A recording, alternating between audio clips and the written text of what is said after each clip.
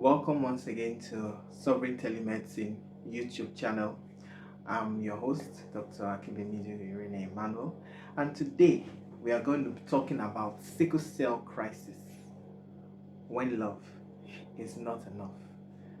Alright, so please don't forget to subscribe, click on the notification bell, and like and share our video.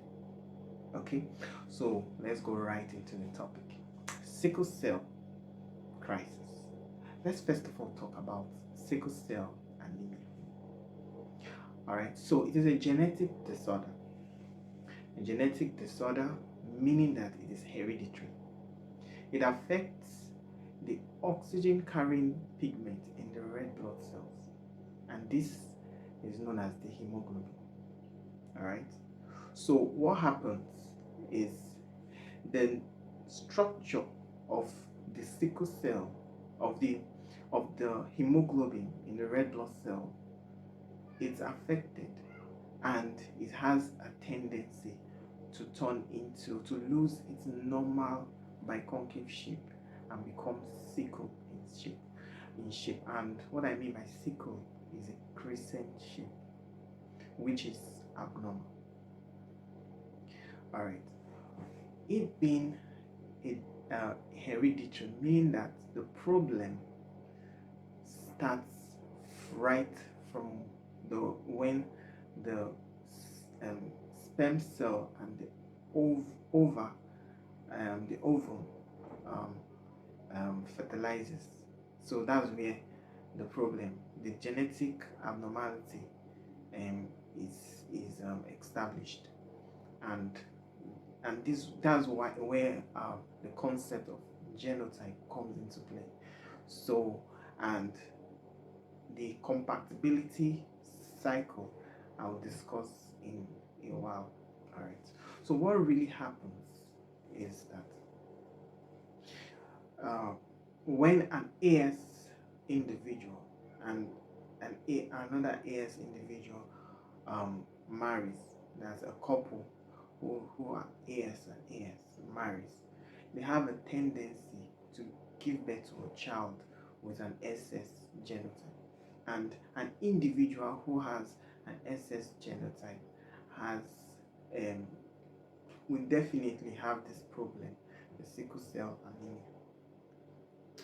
Now, these cells, when they undergo stressors such as dehydration, infection, infestation of the blood, this affects them, can either lead to change in conformation of their shape into a sickle shape, or can make them to rupture. And one important point to note is that these cells, unlike a normal cell that can last 120 days, this cell can only last 20 days and at most 30 days. All right, and that's one of the main issue surrounding these red blood cells. Okay, now the blood vessels are designed in such a way that you have the arteries that supply blood to the body and various tissues and cells in the body, and the veins that drains blood from these cells back to the heart.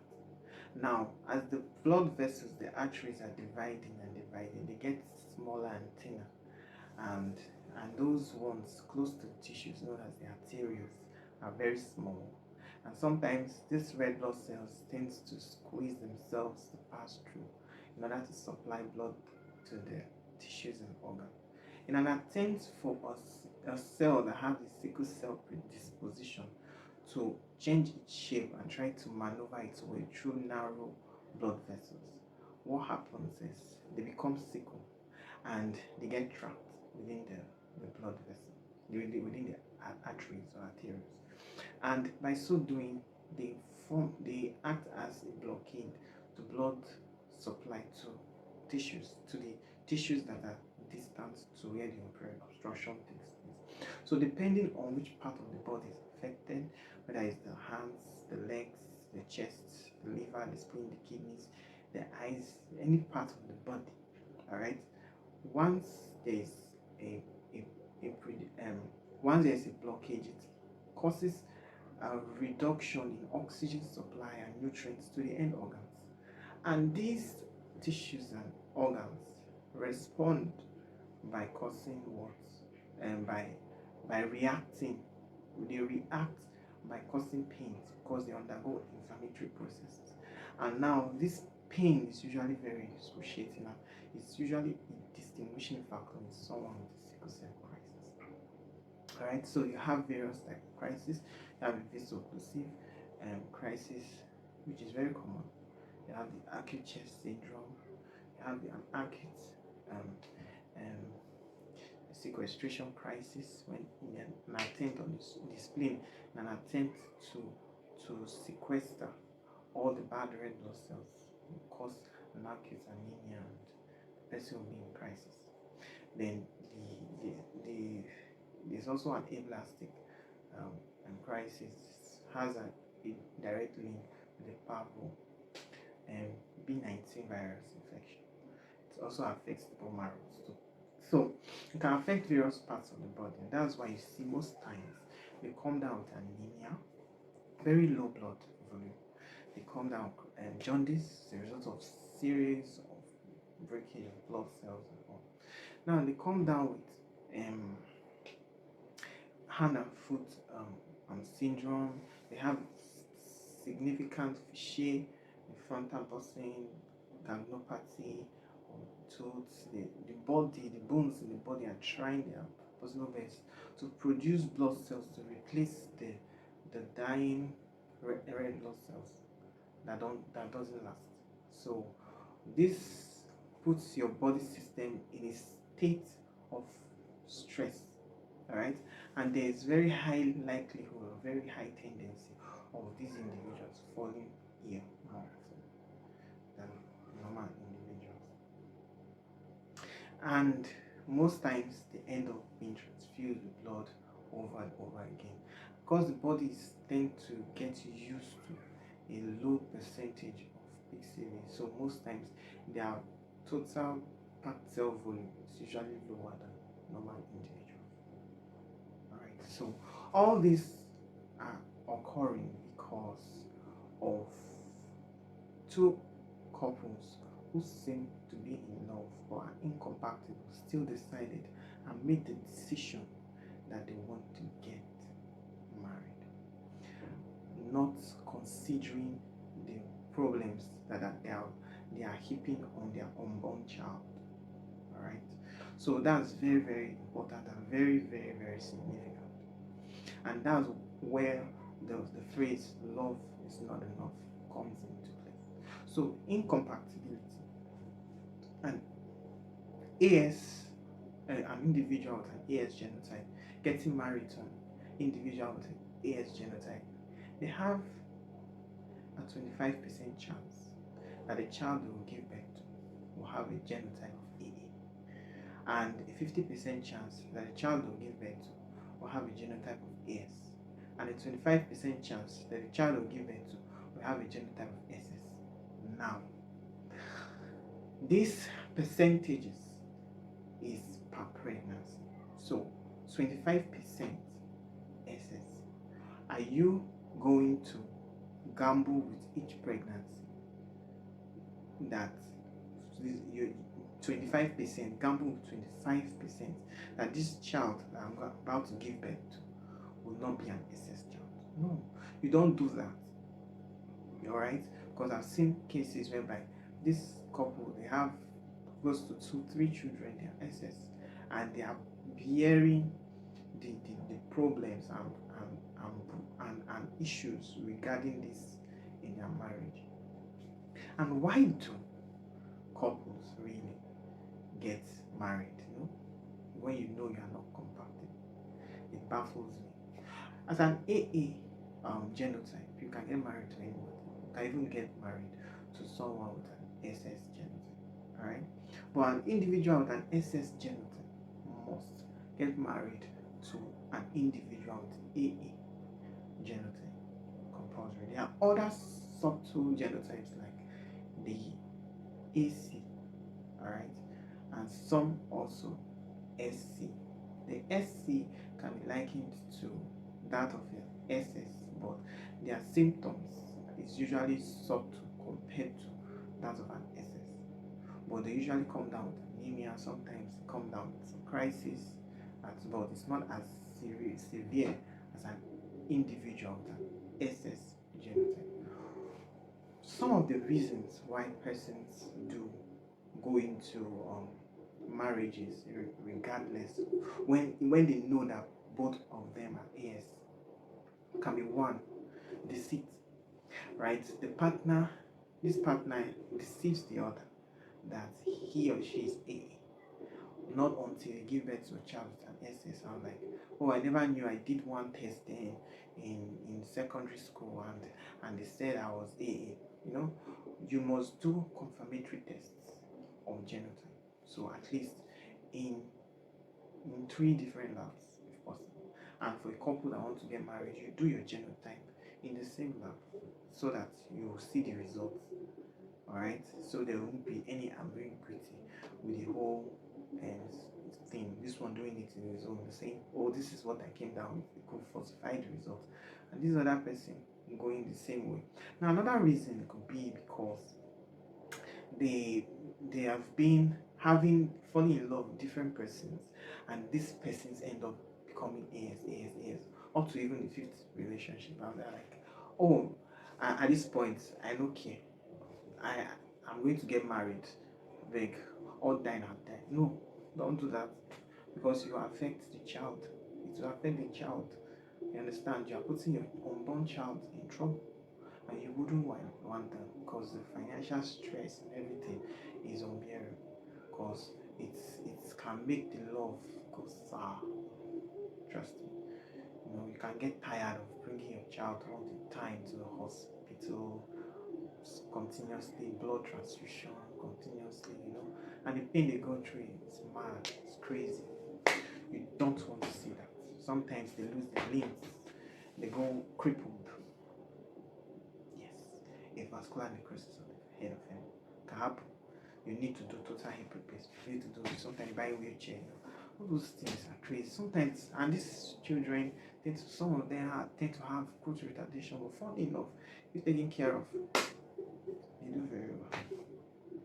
But it needs a lot of resources. Do you have it?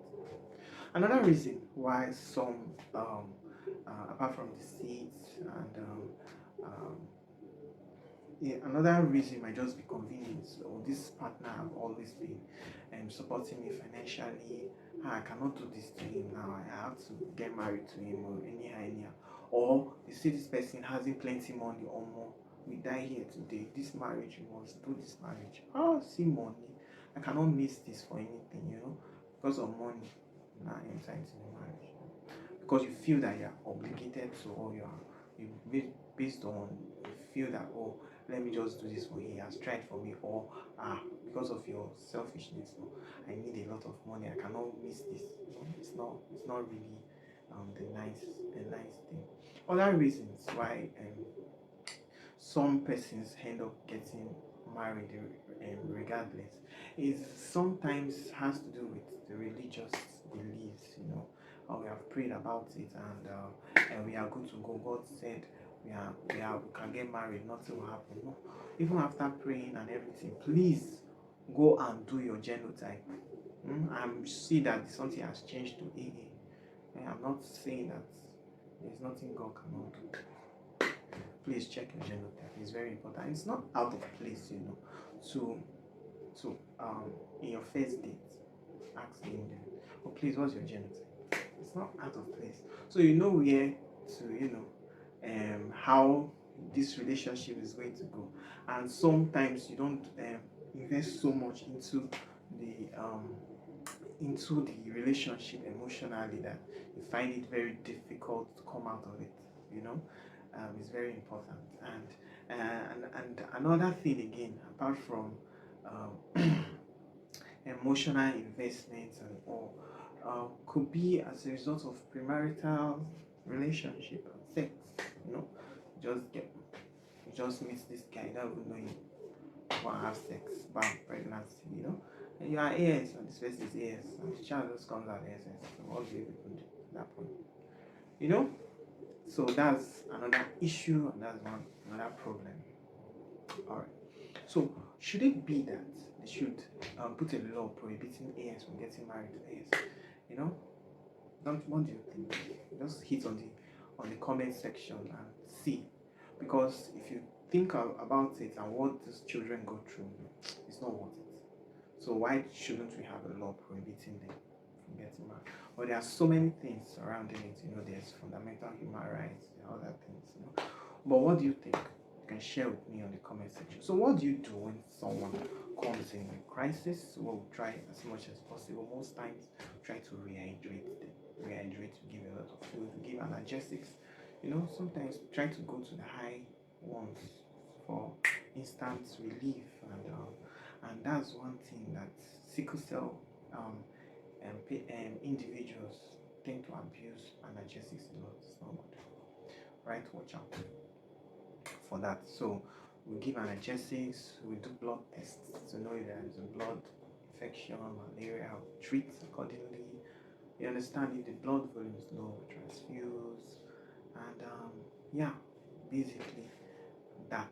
If there's any other thing, you say, oh, is there a permanent treatment? But yes, if you have plenty money, close to like 12 million or more, you can do a bone marrow transplant. It can help the child come out of all this crisis situation and make them live a normal life. However, it doesn't change the genes in their testes or ovaries. They are still SS. Okay? Alright? So they shouldn't get married to someone that is AS. They must get married to AA, irrespective of the bone marrow transplant. You understand? So yeah.